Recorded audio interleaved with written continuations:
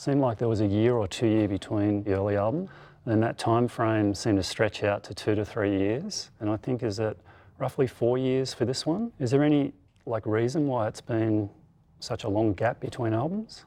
There was a good year of sort of like looking back and being maybe a little, like, for me personally, being uncomfortable with that aspect of it.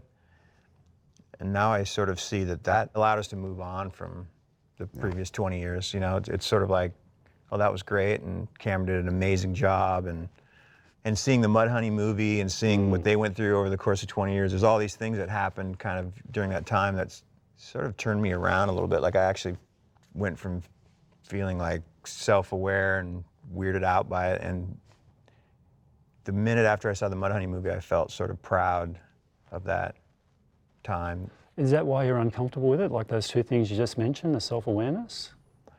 Oh, I mean, people have asked that too, and I said, I think part of it is that there was like kind of painful stuff in the movie that you're having to sort of look at, and then it was great to see like our friends going through basically all the same stuff.